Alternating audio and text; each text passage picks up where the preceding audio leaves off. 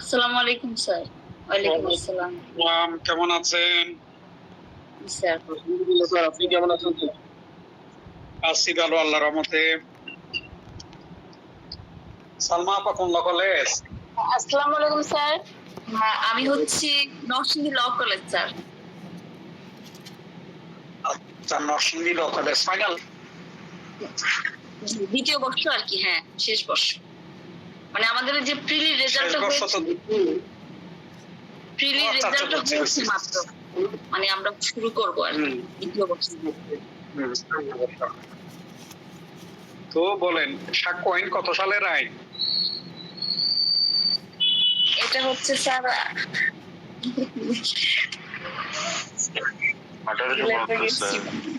1872 মনে হয় নাকি? 1872। যাকে বলছি সে বলুন। না না স্যার, 1872 না, 1900 ভুলে গেছি। 1872? 1908 না, 1872। যাই হোক, সাক্ষ্য আইন 1872। 1872 স্যার। সাক্ষ্য আইন 1872। যা হোক, সাক্ষ্য আইনে কয়টা ধারা? 167টা ধারা স্যার। Very good, 167। হ্যাঁ, এটা মনে আছে। Very good. ইম্পর্টেন্ট দিছিলাম কোন কোন সেকশন? এই যে কয়টা সেকশন ইম্পর্টেন্ট বলছিলাম, আপনাদের ভালো মতো জানতে হবে, পড়তে হবে। 20টা স্যার। 20টা দিছিলেন। 20টা, সেগুলো একটু বলেন তো দেখি সেকশন গুলো। 5 স্যার, আমি বলবো স্যার। একজন বলেন, সালমা আপা বলুন। আপনাদের থেকে পড়া নেওয়া হবে 20টা সেকশন থেকে, ঠিক আছে? ওয়েট করেন, একটু পড়াশোনা করেন, বই থাকলে সামনে নিয়ে পড়েন, পড়া বলার সময় মুখস্থ বলবেন। ঠিক আছে স্যার। রাইট। হ্যাঁ, হচ্ছে 1 5 স্যার 12, 21 ক 20, তারপর হচ্ছে 35, 49, 41, 42, তারপর হচ্ছে 54, 56। স্যার এগুলো একটাও নাই স্যার। বলতেছি স্যার, 5, 26, 30, 17, 32, 63, 65, 60, 90, 104, 105, 114, 112, 133, 137, 142, 143, 154, 155 এবং 146। 146, ভেরি গুড। দেখি বলেন তো 146-এ কি বলা আছে?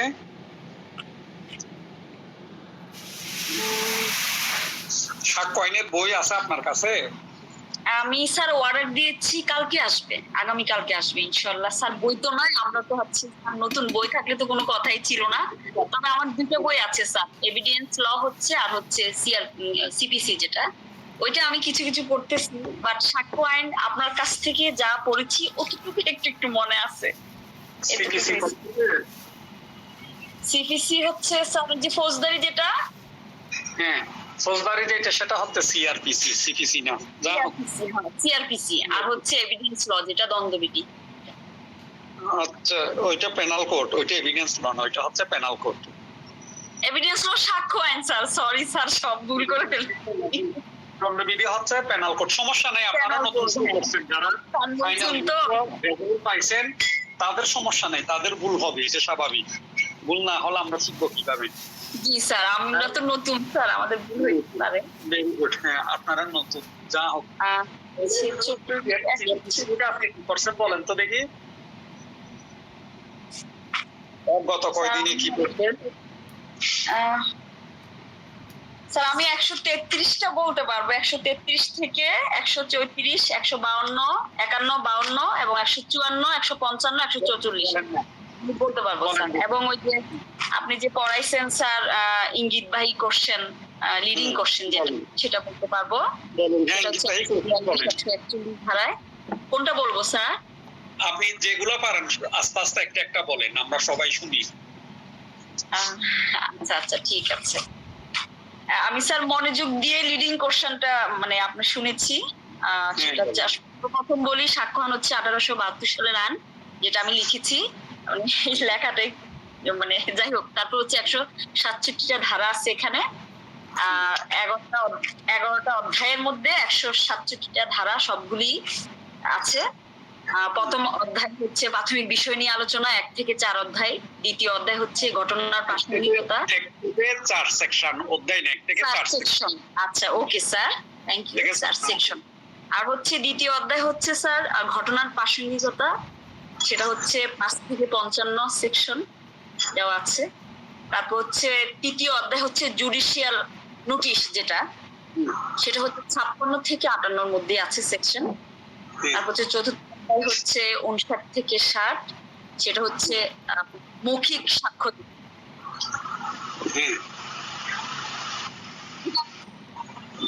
আমি লিখেছি স্যার, আপনি বলেছেন, লিখেছি যতটুকু পেরেছি আর কি। আমার তো আমার বই কালকে আসবে, কালকে আসলে ইনশাল্লাহ স্যার পড়া শুরু করব। তারপর হচ্ছে পঞ্চম অধ্যায় হচ্ছে স্যার 61 থেকে 90 পর্যন্ত, কিন্তু অধ্যায়ে কি লেখা আছে সেটা আমি তো জানি না স্যার।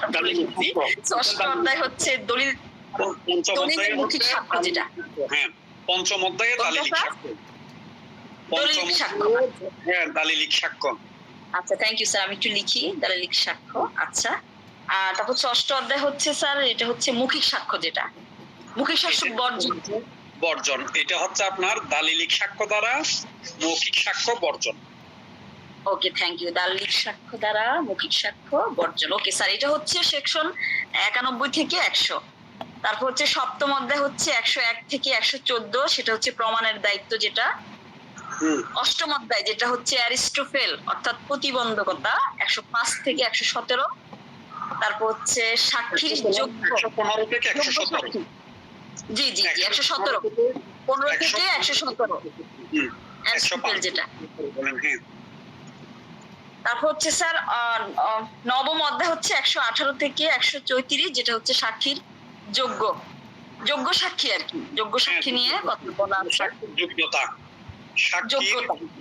যোগ্যতা, রাইট।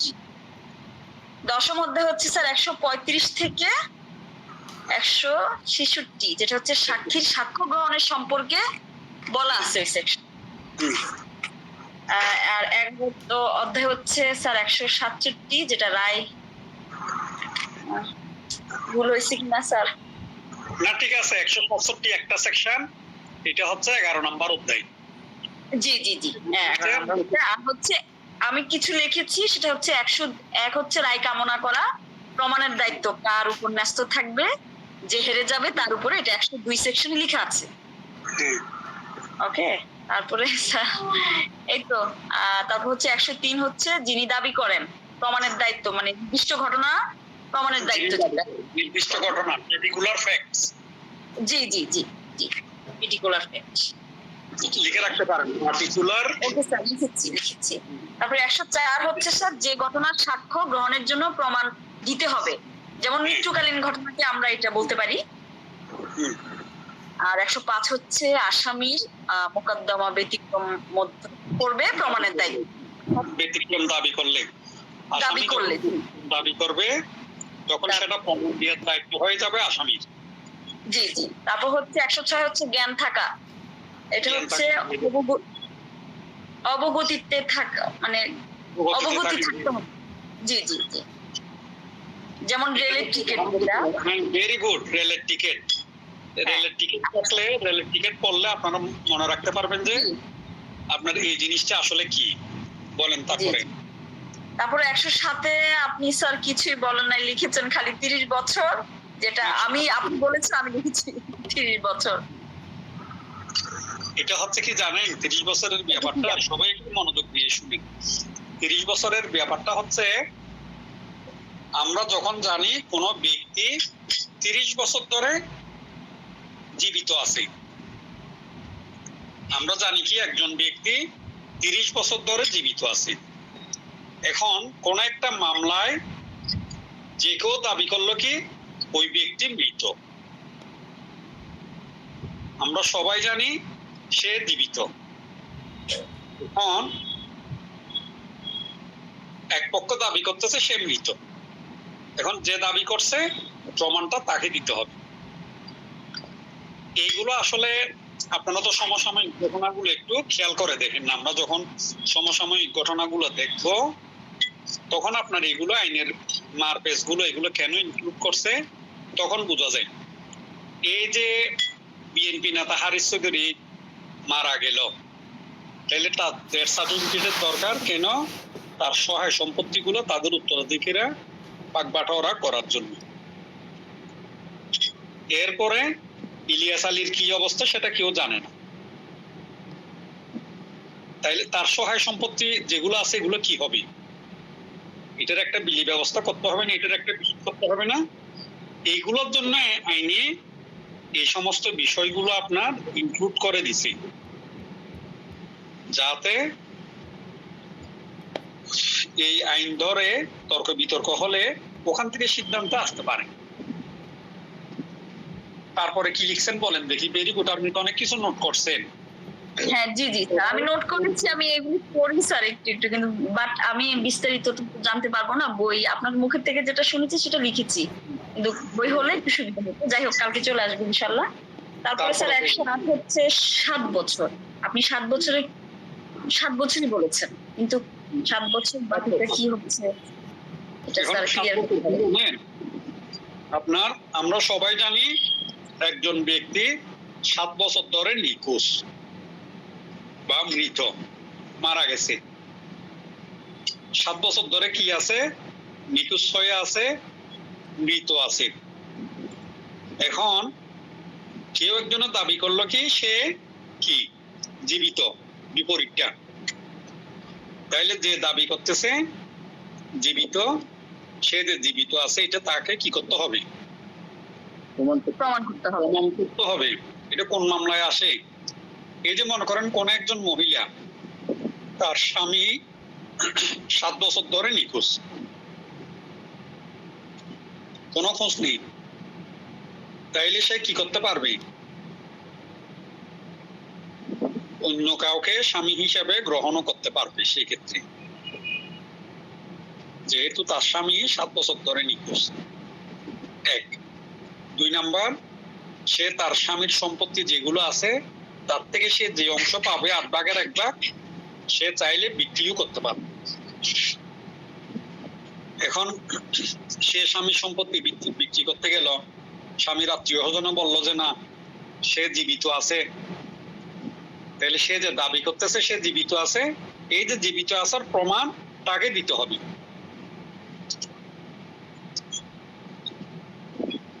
বুঝছেন? মনে থাকবে 107 108। এবং মনে রাখার আরো একটা কৌশল, 107-এ কিন্তু 30 বছর, আর এর পরের সেকশন 108-এ 7 বছর। তারপরে বলেন কি লিখছেন। হ্যাঁ জি স্যার, হচ্ছে 109-তে হচ্ছে অংশীদার। অংশীদার বা জমিদারের মালিকানা, জমির মালিকানা। অংশীদার, তারপর হচ্ছে আপনার জমিদার, প্রজা, মালিক। হ্যাঁ মালিক, তারপর হচ্ছে মালিকের সাথে কে আসবে? এজেন্ট। মালিকের সাথে আসবে এজেন্ট, প্রতিনিধি। মালিক প্রতিনিধি বা মালিক এজেন্ট, ইংলিশে বললে প্রতিনিধিকে এজেন্ট। আর জমিদার প্রজা, জমিদারের সাথে আসবে প্রজা। আর অংশীদারি কারবার তো বুঝেন, কমার্স ব্যাকগ্রাউন্ডে কেউ আছে? স্যার আমি স্যার রবি স্যার। রবি বলেন, আপনি বলেন তো দেখি কমার্সে কি বলে অংশীদারি কারবার কিভাবে হয়? দুই বা ততোধিক ব্যক্তি যখন স্যার আইনের আঙ্গিকে হচ্ছে কোনো ব্যবসায় জড়িত হয় তখন তাকে স্যার অংশীদারি কারবার বলে স্যার। অংশীদারি কারবার বলে। এখন অংশীদারি কারবারে এই 9 নাম্বার সেকশনে বলতেছে অংশীদারি কারবারের যারা পার্টনার তাদের মধ্যে বিরোধ হয়েছে না, তারা যে পার্টনার ছিল যে দাবি করতেছে এই প্রমাণ তাকে দিতে হবে। এরপরে মালিক প্রজা, আপনার এই সম্পর্কের মধ্যে যে দাবি করে সে আমার মালিক, এটা প্রজা দাবি করছে না, প্রজাকে প্রমাণ দিতে হবে যে আসলে সে মালিক। এরপরে মনে করেন দাবি করছে এই মালিকে জমিদারে, তাহলে এটার প্রমাণ জমিদারকে দিতে হবে। এরপরে এজেন্ট প্রতিনিধি, এই সম্পর্কের কথা যে দাবি করবে যে আপনি আমার এজেন্ট, ম্যানেজার বা ম্যানেজাররা দাবি করতেছে আমি তার কি মালিক, তাহলে সেটার প্রমাণ যে দাবি করবে তাকে দিতে হবে। এটা হচ্ছে 9 নাম্বার সেকশন। তারপরে বলেন 10 নাম্বার। তারপরে হচ্ছে 10 নাম্বার হচ্ছে মালিকানা, যেটা স্যার মোটরসাইকেল। মালিকানা, মোটরসাইকেল, অনারশিপ। এই মালিকানা অনারশিপ প্রশ্নটা এবার এমসিকিউটা ছিল বার কাউন্সিলের। আলহামদুলিল্লাহ আপনারা যেভাবে পড়তেছেন ইনশাআল্লাহ ক্লাস করলে এক্সামস অ্যাডভোকেটশিপ পাস না করার বিশেষ করে সাক্ষ্য আইনি কোনো কারণ নেই, ঠিক আছে? আর আপনারা যদি দ্রুত সাক্ষ্য আইনটা কমপ্লিট করে ফেলতে পারেন, বেসিক জিনিসগুলো যদি আপনারা নিজেরা পারেন, অন্য আইন সম্পর্কে আপনারা পড়াশোনা করতে পারবেন।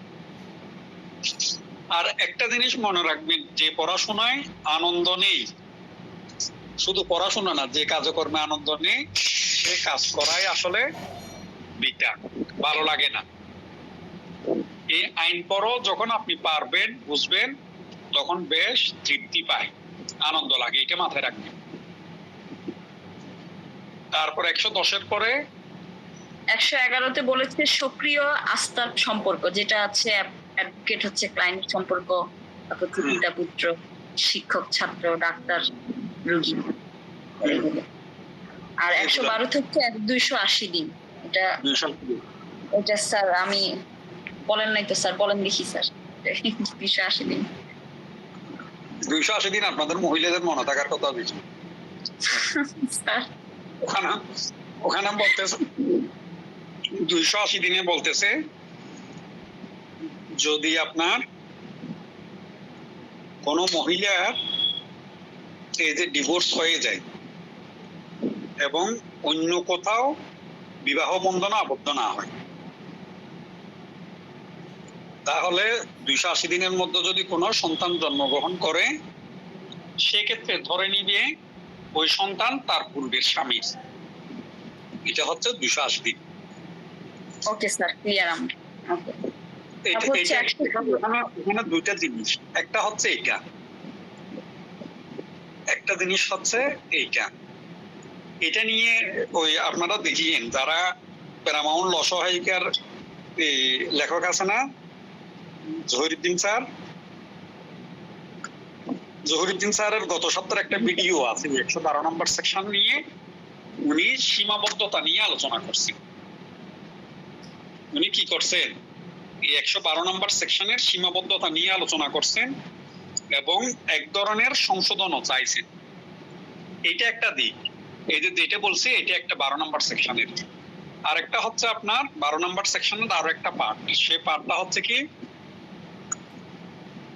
বিবাহিত স্ত্রী লোকের যখন কোনো সন্তান জন্মগ্রহণ করবে তখন 112 নম্বর সেকশন অনুযায়ী ধরে নিবে এই সন্তান তার স্বামীর বৈধ সন্তান।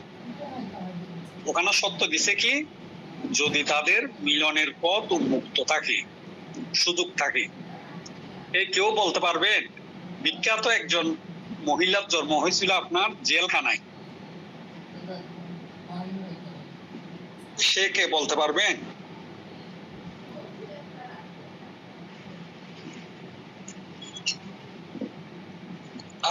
আরো সোজা করে দিই আপনাদের এই প্রশ্নের উত্তর। উনি ছিলেন পাকিস্তানি।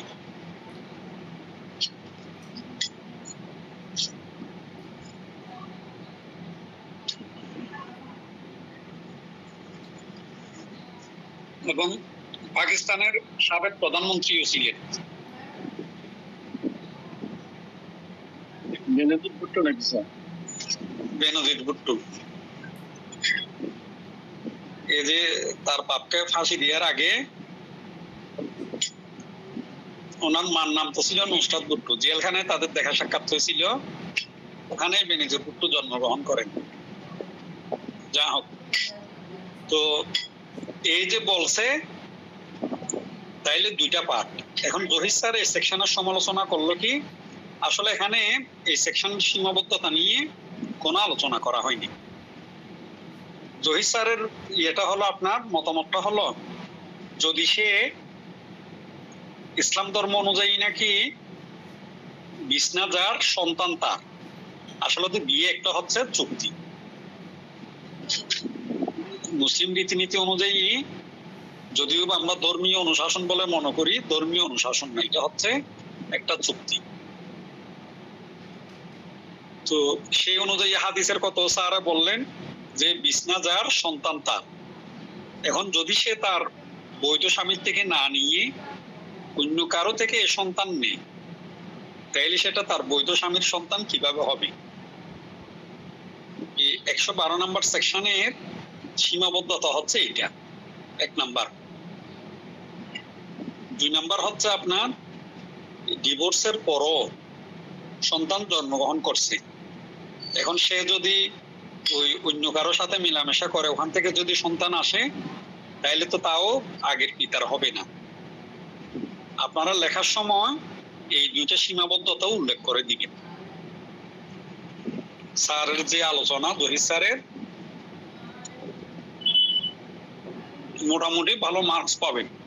এগুলো মুখস্থ করতে হয় না, একটু শুনলে পয়েন্ট গুলো মনে রাখলে আপনারা নিজেরা লিখতে পারবেন। এই যে আমরা 101 থেকে 112 নম্বর সেকশন আলোচনা করছি, 101 থেকে 112 একেবারে এখন থেকে আমরা যতদিন আইন নিয়ে চর্চা করব ততদিন আমাদের জীবনের জন্য গুরুত্বপূর্ণ।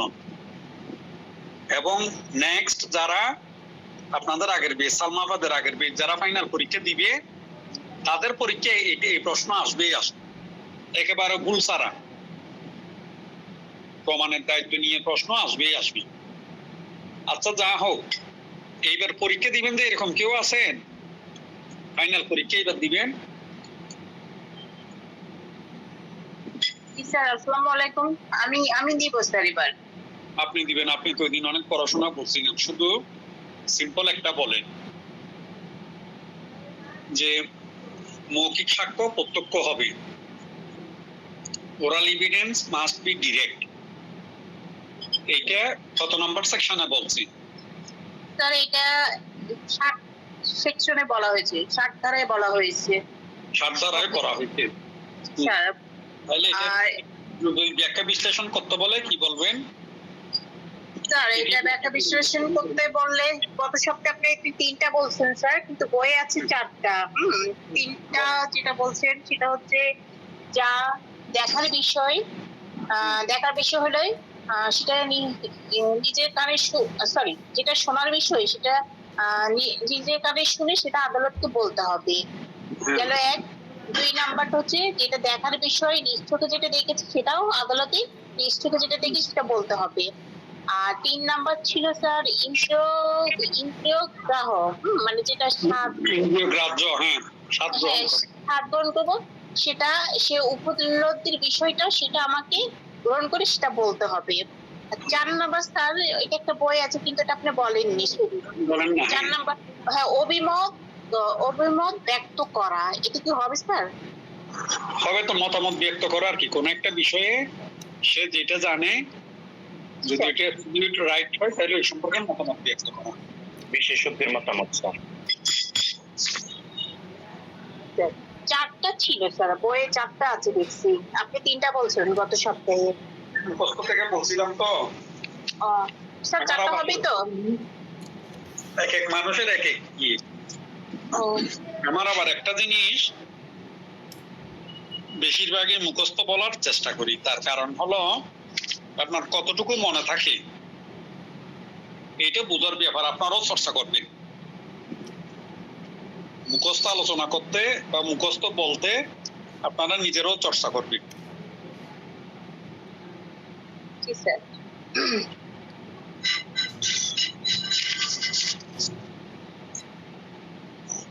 মৌখিক ক্ষেত্রে যদি দলিলের কথা উপস্থাপন করা হয় স্যার, সেই ক্ষেত্রে সমাধান কি স্যার?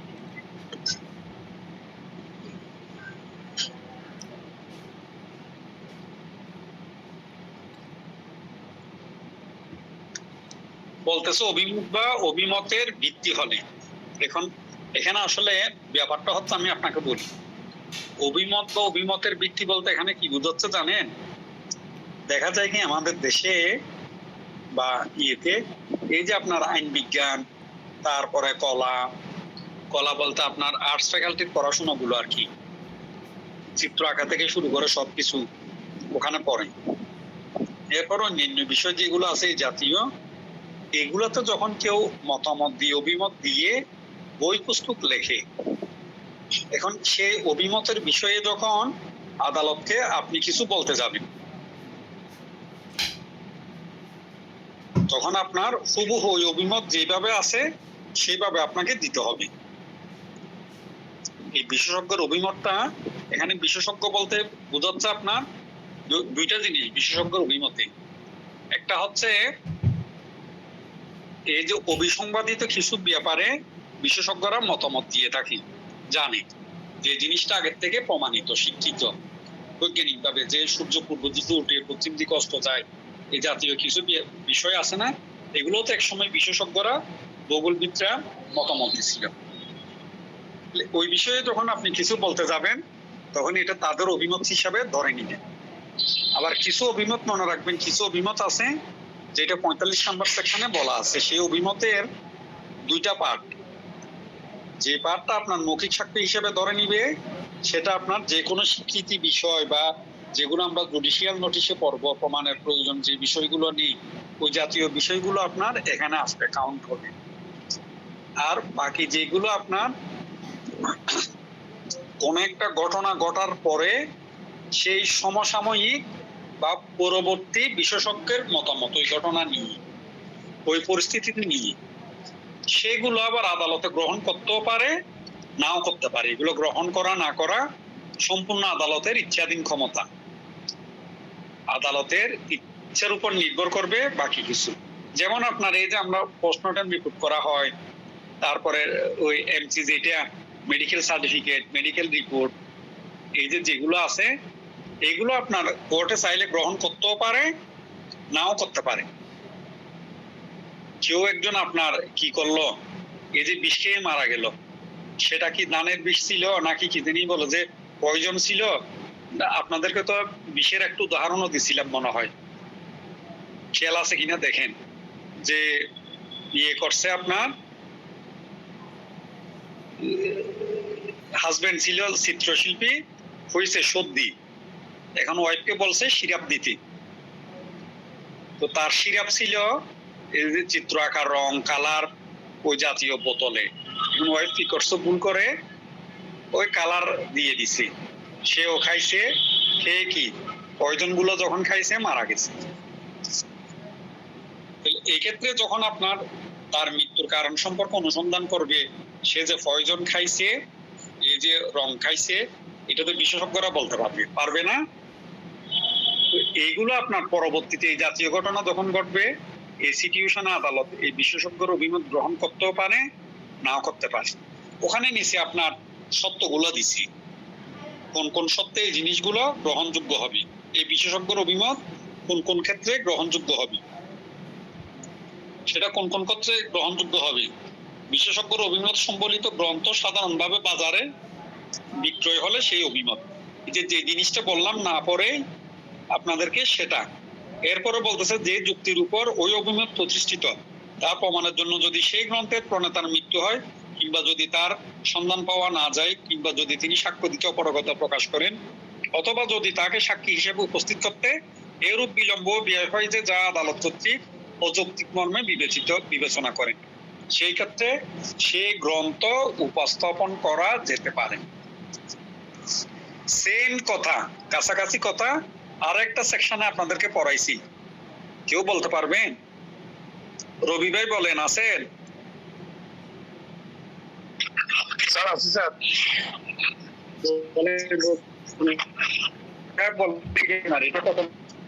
নাম্বার সেকশনে এই জাতীয় কথা বলা আছে। এই যে কথাগুলো আপনার পাওয়া যাচ্ছে না, উপস্থিত করা ব্যয়বহুল, অযুক্তি, এগুলো আর কোন সেকশনে বলছে? এটা স্যার আমি মনে করছি না স্যার। না 104 আপনি 104 সীমানায় গেছেন, কিন্তু 104 না, যা হোক বুঝতে পারতেছেন না? জসিম সাহেব বলেন তো দেখি কোথায় আছে এটা? 103 হবে স্যার। নির্দিষ্ট ঘটনা প্রমাণিত। এখানে না নাহিদ আপা বলেন তো। স্যার এটা কি মৃত্যুকালীন ঘোষণা জনশ্রুতি? ভেরি গুড, মৃত্যুকালীন ঘোষণা 32-এ 32ও বলছে 33ও বলছে। 32-এর আপনার 4 শ্রেণীর ব্যক্তি, সে 4 শ্রেণীর ব্যক্তি বলতে মৃত, নিখোঁজ, তারপরে যাকে ব্যক্তিত্ব করা ব্যয়বহুল, যে সাক্ষ্য অযোগ্য, সাক্ষ্য দেওয়ার অযোগ্য, তারপরে বলতেছে আপনার ওই 33-এ বলতেছে আরো 5 শ্রেণীর, যাকে আপনার সাক্ষ্য দিতে বাধা দিচ্ছে, এই জাতীয়। তাহলে এইগুলো সবগুলো কি হবে আপনার, এগুলো সবগুলো তাদের পরবর্তী সেটা গ্রহণযোগ্য হবে। ওই ক্ষেত্রে আপনার গ্রন্থের প্রণেতা যদি নাও থাকে তবু সেটা গ্রহণযোগ্য হবে।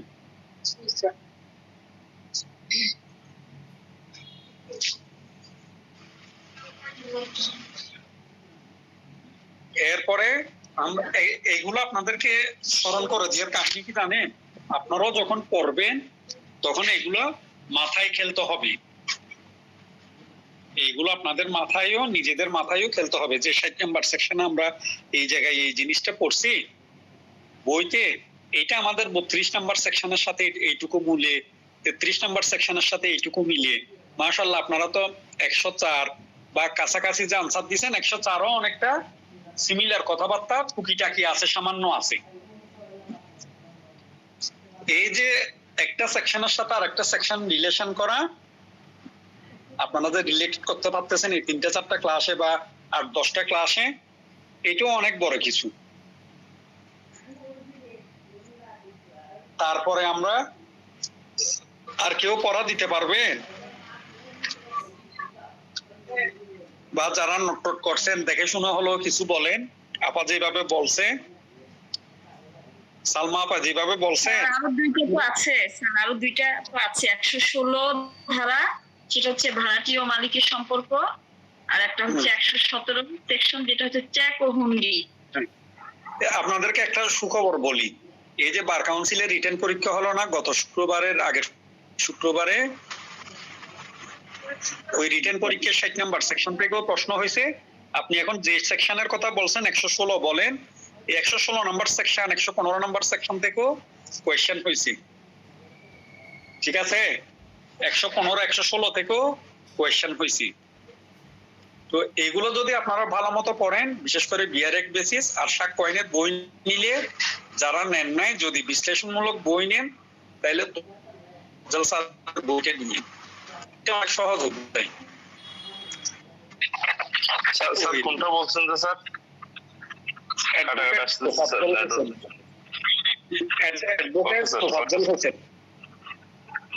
জি স্যার, থ্যাংক ইউ স্যার। এরপর হচ্ছে আর কেউ কি পড়া দিতে পারবেন বা লিখছেন টিকছেন যে এরকম কোনো কিছু দেখে শুনে বলতে পারবেন?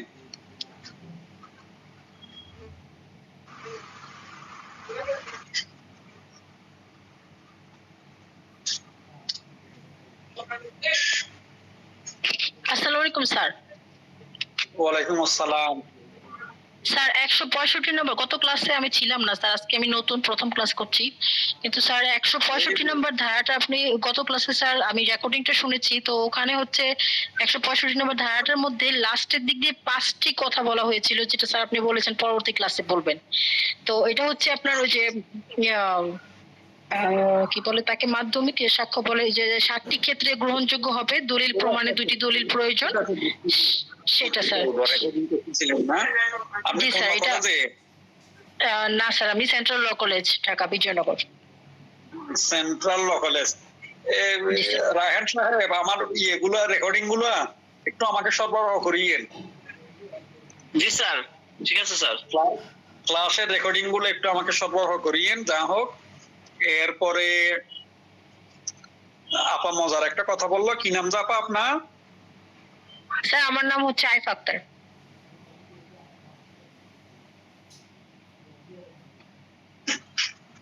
আচ্ছা, তো এরপরে আপনি কি আজকে নতুন? জি স্যার, আজকে ফার্স্ট ক্লাস আপনার, কিন্তু আমি রেকর্ডিং ক্লাসগুলো শুনছি, মানে গত ক্লাসের। জি যাই হোক। এরপরে আপনার কি এইবার প্রথম পর্ব পাস করছে? জি স্যার, আমি 2023-এর ব্যাচে। ও মাশাআল্লাহ, 2023 মানে নেক্সট এক্সাম আপনার দিতে হবে। তাইলে তো জি আপনার স্যার, আরো আমি নম্বর দিয়ে কিছুই দেওয়া স্যার দরকার। এরপরে জি স্যার, আমি কিছুই এখনো ভালো করে মানে গুছায় উঠতে পারিনি স্যার। কোনো সমস্যা নেই, গোসাই ওঠার কথাবার্তা বলি। এখন যে আপা যে অধ্যায়গুলো বলছে, সে জি। অধ্যায়গুলো মনে রাখার আপনাদেরকে ছোট করে একটা টেকনিক বলি। প্রাথমিক বিষয় প্রমাণের প্রয়োজন নেই। প্রথম তিনটা হচ্ছে এই শব্দগুলো দিয়ে, প্রাথমিক বিষয় প্রমাণের প্রয়োজন নেই।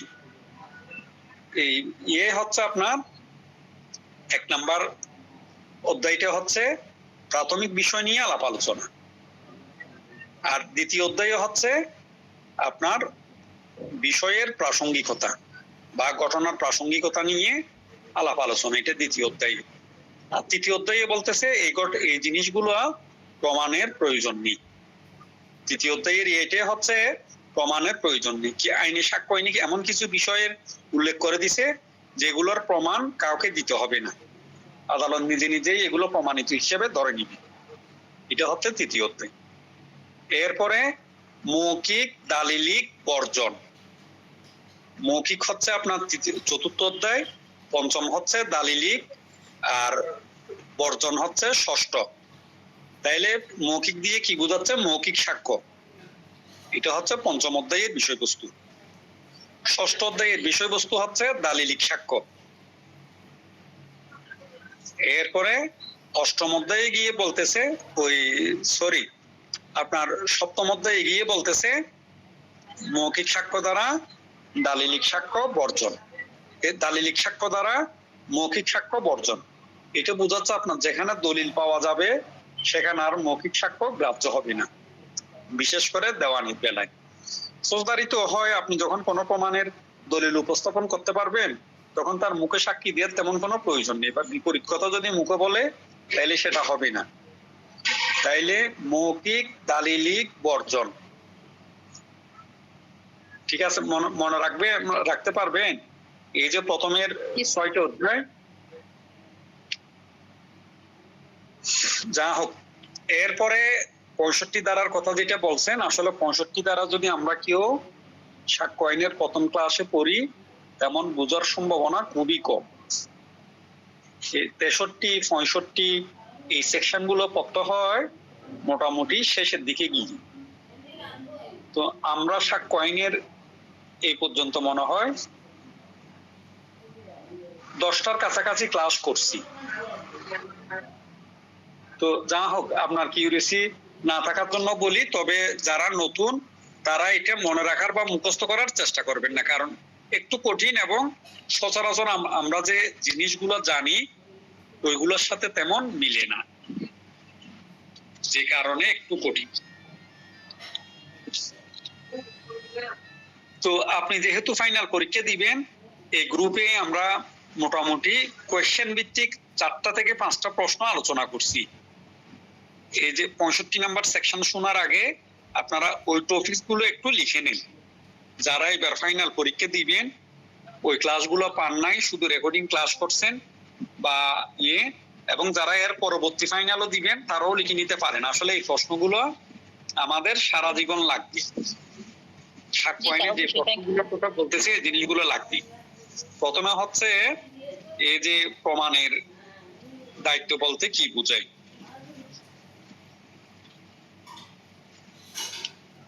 প্রমাণের দায়িত্ব বলতে কি বোঝায়?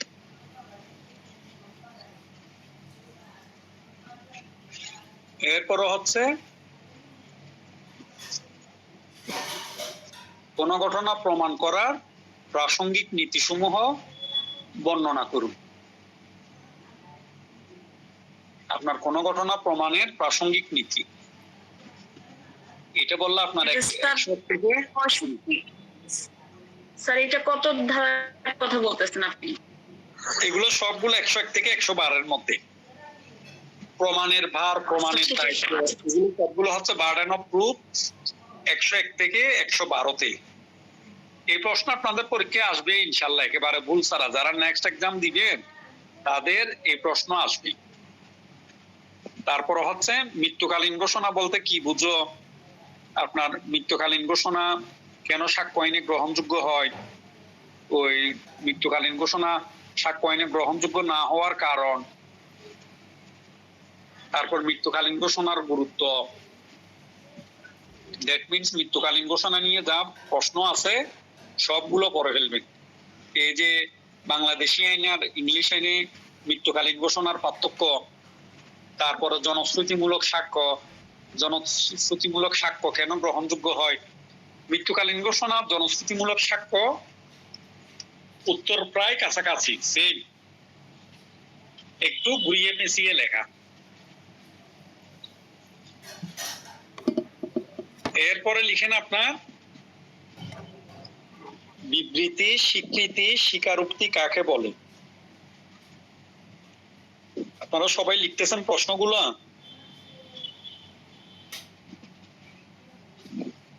বিবৃতি, স্বীকৃতি, স্বীকারোক্তি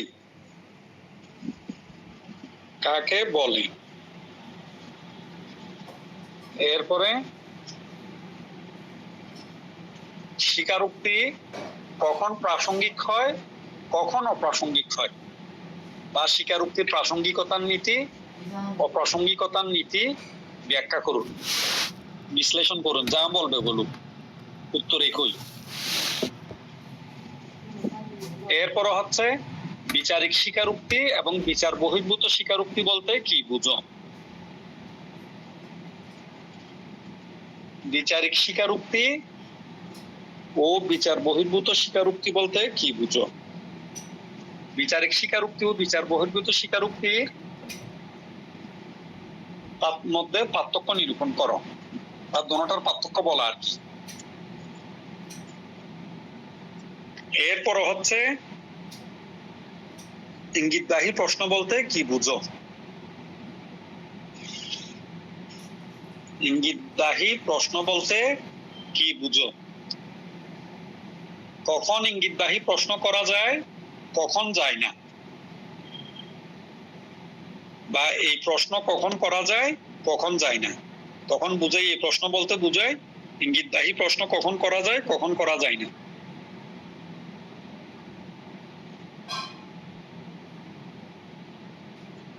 তারপর একই প্রশ্নের সাথে লিখেন জেরায় কখন আইনসম্মত প্রশ্ন করা যায়, বা কখন কিভাবে জেরায় আইনসম্মত প্রশ্ন করা যায়।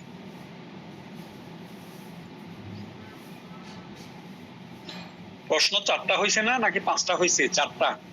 এরপরে 5 নম্বরে লেখেন বৈরী সাক্ষী বলতে কি বুঝো? বৈরী সাক্ষী বলতে কি বুঝো? বৈরী সাক্ষীর সাক্ষ্যগত মূল্য বিশ্লেষণ করো। বৈরী সাক্ষীর সাক্ষ্যগত মূল্য বিশ্লেষণ করো। এরপর হচ্ছে কিভাবে সাক্ষীর বিশ্বাসযোগ্যতা হরণ করা যায়। কিভাবে সাক্ষীর বিশ্বাসযোগ্যতা হরণ করা যায়, লিখছেন সবাই?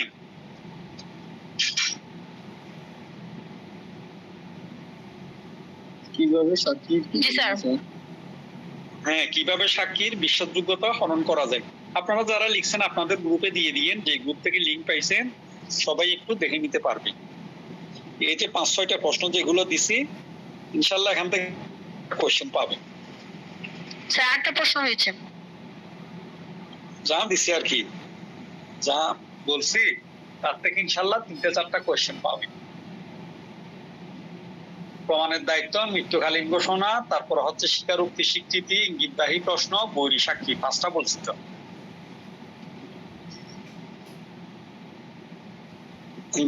ইয়েতে আপনার মৃত্যুকালীন ঘোষণাতে জনশ্রুতিমূলক সাক্ষ্য বলছি। যা হোক, এগুলো পড়লে ইনশাল্লাহ 3টা কোয়েশ্চেন মাস্ট পাবেন।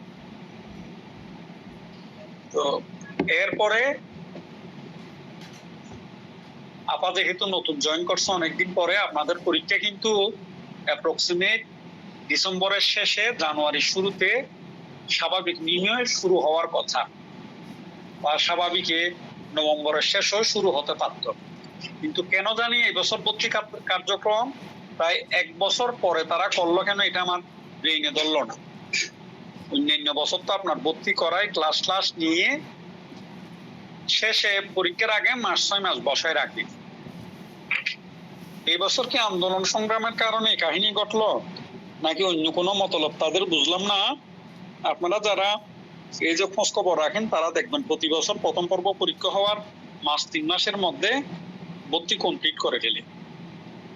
তারপর হয়তো আমি বলি স্যার, বলেন স্যার ন্যাশনাল ইউনিভার্সিটির যে বোর্ডে স্যার এটা একটা সমস্যা হয়েছিল, যেমন আন্দোলনের সময় স্যার মানে বিভিন্ন রদবদল হয়েছে স্যার, এসব কারণে গিয়ে স্যার একটু সময় লাগছে। তো আশা করা যাচ্ছে স্যার এখন মানে সেশন জট আর থাকবে না, নিয়মিত পরীক্ষাগুলো হবে। স্যার বার কাউন্সিলে যেটা সমস্যা হয়েছিল স্যার আপনারা জানেন স্যার, যে রদবদল হয়েছে অনেক কমিটিতে, তো এরপরে তো স্যার এখন পরীক্ষা হচ্ছে। ভিন্ন কাউন্সিলে তো যারা চালাইছিল তারা তো পালাই চলে গেছে, রদবদল বলতে কি তারা তো অনুপস্থিতি, তাদের কোনো খোঁজ খবর নেই। Sir same sir national university বোর্ডেও স্যার এরকম হয়েছিল স্যার। এটা ন্যাশনাল ইউনিভার্সিটির চেয়ারম্যানকে বিদায় করছে, কিন্তু যারা ওখানে গভর্নমেন্ট জব করে তারা তো কেউ পালাই যায়নি, তারা তো ছিল সবাই। তো যা হোক কিছু ডিসিশন ব্যাপারও আছে, এটা একটা ব্যাপার।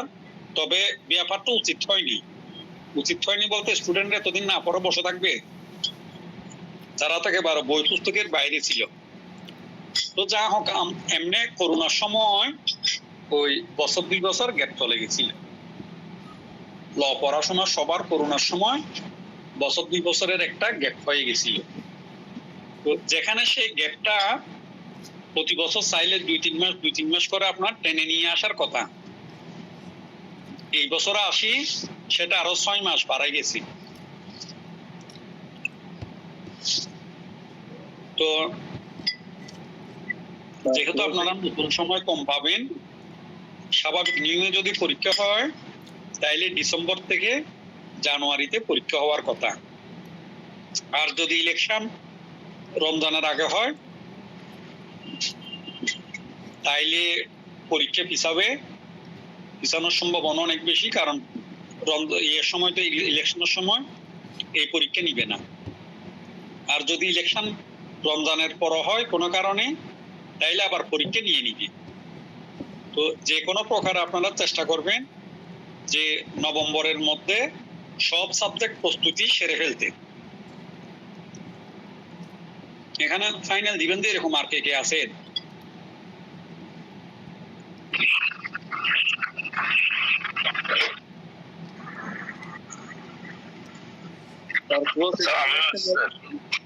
আপনারা সবাই আছেন না? যা হোক তাইলে আপনারা থাকলে ছোট করে লিখেন, ওই অন্যভাবে নিয়েন না, আপনাদের তো ছোট করে এই যে 2-3টা সাবজেক্টে সাজেশন দিয়ে প্রশ্নগুলো পড়েন। এখানে যেমন 5টা প্রশ্ন বলছি, ইনশাল্লাহ 3টা প্রশ্ন পাবেন। এই প্রসেসগুলো থেকে ভালো হবে sir.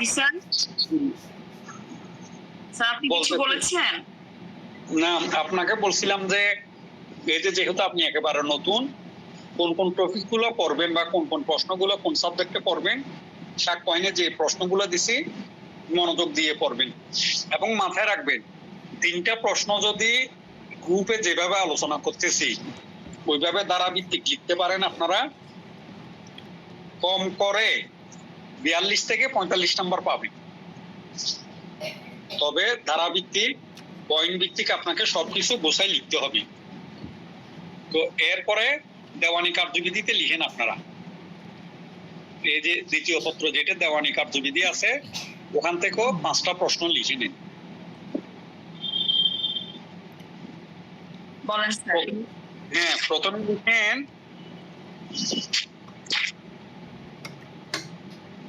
Race sub judice, race judicata কাকে বলে?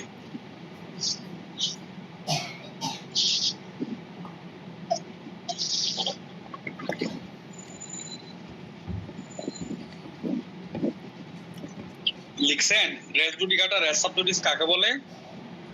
জি স্যার। তারপরে লেখেন রেস জুডিকাটা রেস সাবজুডিসের মধ্যে পার্থক্য কি, বা পার্থক্যগুলো কি কি? আসলে তো পার্থক্য একটা না, অনেক পার্থক্য। আপনারা শুনলে হাসবেন। এই প্রশ্ন রেস জুডিকাটা রেস সাবজুডিসের মধ্যে পার্থক্য, এই প্রশ্ন বার কাউন্সিল 14 সালেও আসছে, তো আসছে এই প্রশ্ন।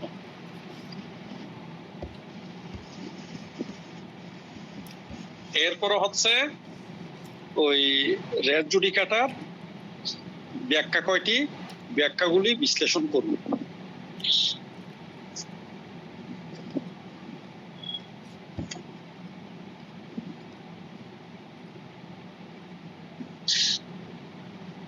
তারপরে দুইটা লেজ লাগানো কোয়েশ্চেন আছে।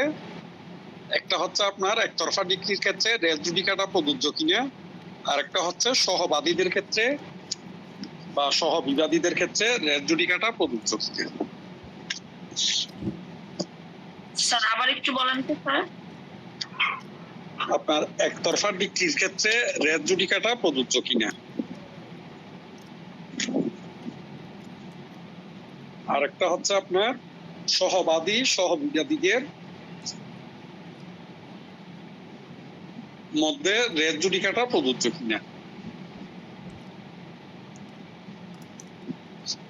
মোটামুটি কথা, রেস জুডিকাটা রেস সাবজুডিস নিয়ে যে সমস্ত প্রশ্নগুলো থাকবে ওই টপিকসগুলো নিয়ে সবগুলো পড়ে ফেলবেন, বুঝে বললে আপনাদের মনে থাকার কথা, বুঝলে মনে থাকার কথা।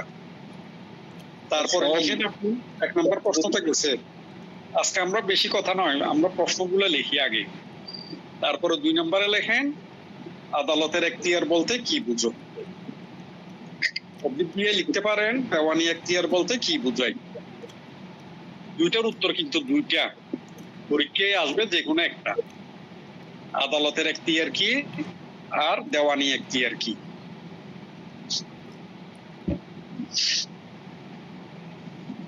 তারপরে দেওয়ানি আদালতের গঠন, শ্রেণী বিভাগ, তারপরে এখতিয়ার সমূহ আলোচনা করুন।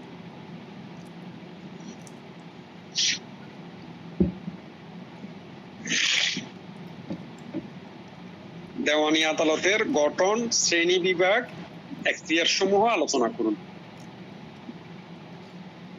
মনে রাখবেন, এখন যে প্রশ্ন বলছি 2 নম্বরে যে প্রশ্ন বলছি, এটা হচ্ছে আপনার আইন শিক্ষার পিলার। আমরা যে একটা ঘর তৈরি করি, পিলার দিই না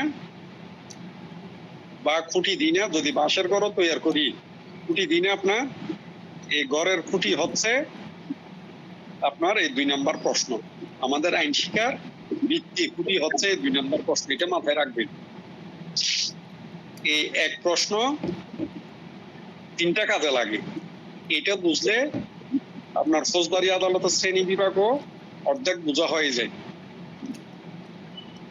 এরপরে আপনারা যে এই যে বিভিন্ন প্ল্যাটফর্মে ড্রাফটিং, মোসাবিদা, এই কথাবার্তাগুলো শুনেন, এই জিনিস না বুঝলে আপনি জীবনেও ড্রাফটিং করতে পারবেন না। কোন একটা মোসাবিদে লিখতে পারবেন না যে কোন আদালতকে আপনি অ্যাড্রেস করবেন, এটা কখন করবেন, কিভাবে করবেন, কেন করবেন। এই জিনিসগুলো যদি না বুঝেন তাহলে আপনি দরখাস্ত লিখবেন কেমনি, আর্জি লিখবেন কেমনি, এটা সম্ভব কিনা। যা হোক,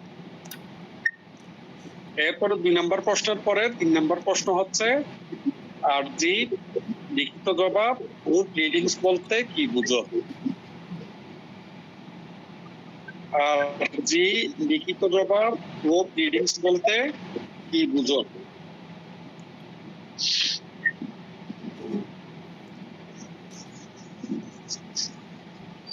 লিখছেন আর্জির বিষয়বস্তু সমূহ কি কি, বা আর্জিতে কি কি বিষয় সন্নিবেশিত করতে হয় বা অন্তর্ভুক্ত করতে হয়, যেটাই দিবে দিক। এবার আপনার বার কাউন্সিলের রিটেনে দিছে অর্ডার 7 অনুযায়ী আর্জির বিষয়বস্তু ব্যাখ্যা করুন। আপনাদেরকে মজার 2টা কথা বলি। সবাই তো পরীক্ষা দিয়ে খুশি মনে বের হলো, এরা তো মনে করছে শুধু ওরা যে কয় লাইন লিখছে, যত বড় করে লিখছে এটাই উত্তর। প্রশ্নে কোথায় থেকে লিখবে সেটাও বলে দিচ্ছে আদেশ 7, কিন্তু ওখান থেকে কোন কোন বিধি লিখবে তারা সেটা তো প্রশ্নও বলা নেই, তারও লিখে আসছে সবাই অর্ধেক। এরপরে এই যে আপা বলছেন না 60 নাম্বার সেকশনে আমি বলছি 3টা, আপা আর একটা সহ 4টা পড়ছেন। এখন ওই পরীক্ষায় বার কাউন্সিলের পরীক্ষায় এই 4টা লিখার পরে সত্য যে জিনিসটা আছে, অভিমত কোন সময় গ্রহণযোগ্য হবে, কোন সত্য হবে, এই জিনিসগুলো যারা লিখে নেয় তাদেরগুলো পরিপূর্ণ আনসার হিসাবে নিবে না, মার্কস দিবে কিন্তু পরিপূর্ণ মার্কস দিবে না। মনে রাখবেন আইনের বেলায় অনেক সময় অঙ্কের মতো করে নাম্বার দেয়, বিশেষ করে বার কাউন্সিলের এক্সাম। প্রশ্ন করবো হ্যাঁ করেন। স্যার, বার কাউন্সিলে কত পেলে মানে পাশ করা যাবে? কত 50 পেলে মানে নাম দেওয়া যাবে? 50 রিটেনে পাস মার্ক 50, হ্যাঁ এমসিকিউ তো পাস মার্ক 50। ইনশাআল্লাহ আমার কাছে পড়েন সাক্ষ্য আইন, আপনাদের এই যে আর মাসখানেক পড়ালে আপনারা তো ধারাবাহিকভাবে সবাই সব ক্লাসে অ্যাটেন্ড থাকেন না, এইটা একটা রোগ, আবার পড়েন না, দ্বিতীয় চান না। যদি মাস 3 পড়েন সাক্ষ্য আইনের মধ্যে মাস্টার হয়ে যেতে পারতেন। তো এরপরে হচ্ছে এই যে এখানে 3টে প্রশ্ন বলছি না, আরজিটা তো বলছি, আরজির বিষয়বস্তু বলছি। তারপর হচ্ছে আপনার আরজি ফেরত এবং আরজি প্রত্যাখ্যান কি কি কারণে করা যায়, বা কি কি কারণে আরজি ফেরত এবং আরজি প্রত্যাখ্যান করা যায়, বা আরজি ওই ফেরত এবং আরজি প্রত্যাখ্যানের কারণ ও ফলাফল আলোচনা করুন।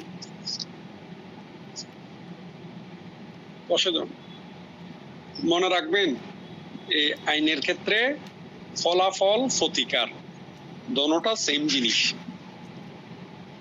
ফলাফল দিলেও সেম উত্তর, প্রতিকার দিলেও সেম উত্তর। এই ক্ষেত্রে আরজি ফেরত আরজি প্রত্যাখ্যানের কারণ ও ফলাফল আলোচনা করুন। তারপর হচ্ছে আরজি সংশোধনের বিধানাবলী আলোচনা করুন। আবার এই আরজি সংশোধনের উত্তর আপনার প্রিডিং সংশোধনও সেম, লিখিত জবাব সংশোধনও সেম।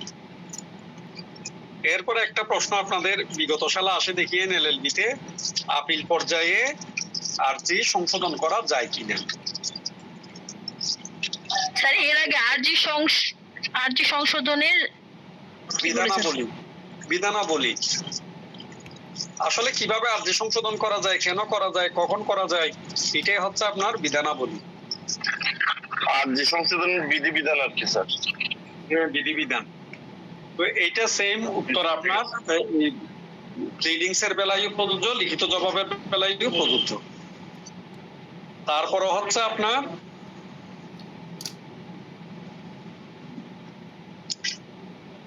আপিল কি জানি বলুন স্যার?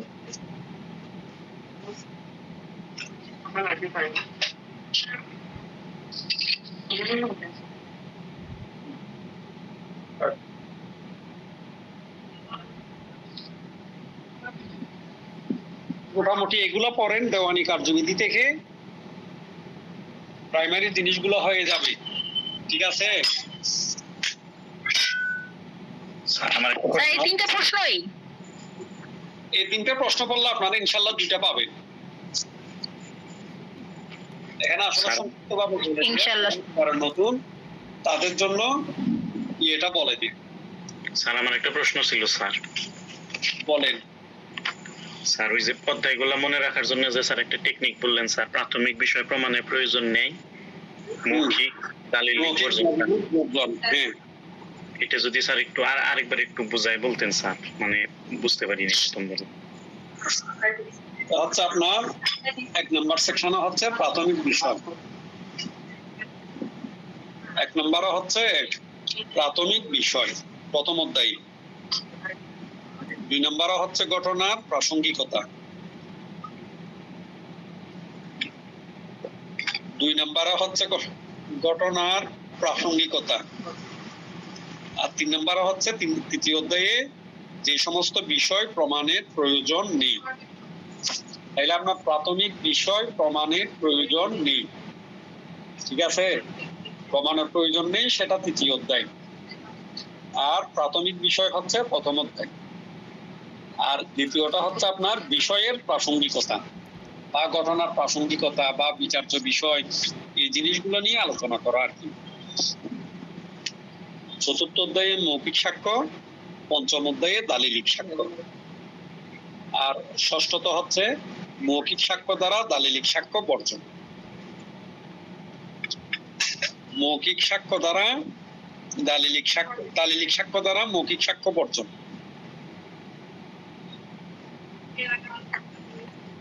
আর স্যার বাকি অধ্যায়গুলো একটা জিনিস আপনারা বলবেন যে আপনাদের মধ্যে আসা যাওয়ার স্রোত এত বেশি কেন?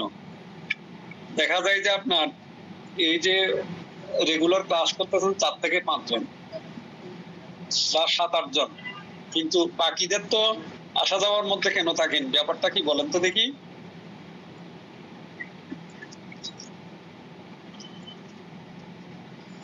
না স্যার, আমরা তো প্রায় সবাই রেগুলারই স্যার, যারা ক্লাস করতেছি স্যার। না, কিন্তু আমার কাছে তো এরকম সবাই রেগুলার মনে হচ্ছে স্যার। Yes, স্যার সবাইকে দেখা যায় মনে হচ্ছে। ফাইনালি স্টুডেন্ট মনে হয় বেশি স্যার। আমরা তো কয়েকদিন নতুন একেবারে প্রিলি শেষ করে মাত্র আসলাম। সুমি আপা কোন কলেজের?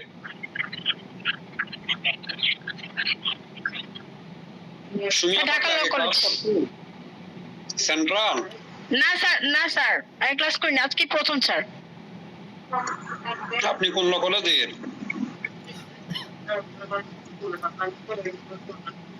Sir Dhaka law college. আচ্ছা, ঢাকা ল কলেজ।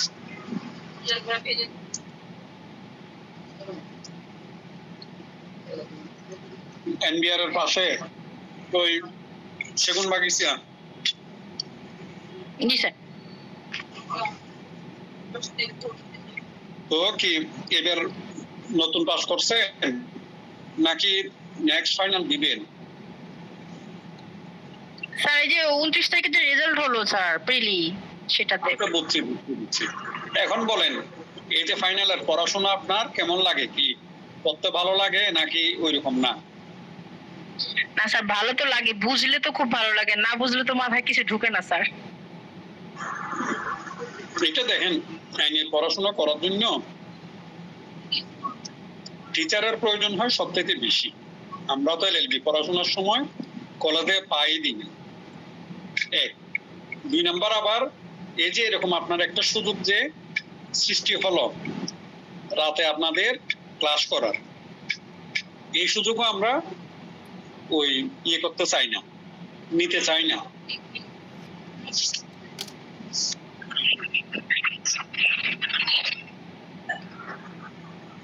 তো যা হোক, স্যার সপ্তাহে স্যার 2টা ক্লাস নেওয়া যায় না স্যার আপনার?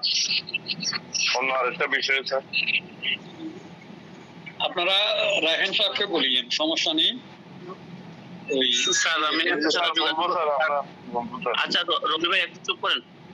স্যার আরেকটা জিনিস স্যার বলি, ওই যে 40 থেকে 50 মিনিট পর্যন্ত আমাদের স্টুডেন্টরা মানে মাথায় নিতে পারে, তার পরবর্তীতে স্যার স্টুডেন্টরা শুধু চলে যায়, বুঝছেন স্যার? এই কারণে মানে স্যার এতটুকুকে শেষ করে দিয়ে আমাদের একটু নিজে একটু টায়ার্ড। স্যার তো আজকে আমরা বাইরে স্যার, আমার মোবাইলেও চার্জ নাই স্যার, আজকে ক্লাসটা স্যার তাড়াতাড়ি এখন স্যার ভালো হচ্ছে। ঠিক আছে, আল্লাহ হাফেজ, আসসালামু আলাইকুম। জি ধন্যবাদ স্যার, আসসালামু আলাইকুম।